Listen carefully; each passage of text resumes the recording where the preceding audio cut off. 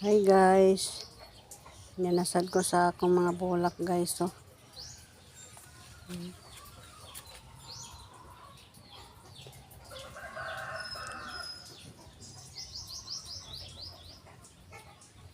yan akong mga bulak karon guys nga nangabili no.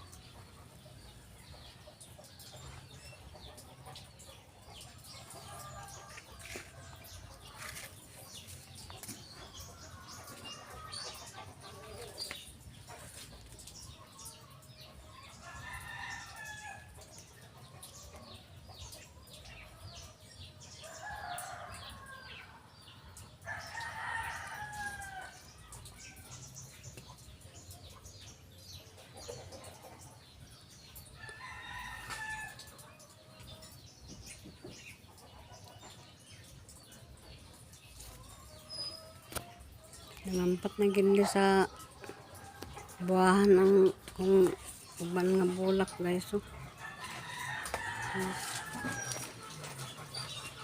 nangampat na siya.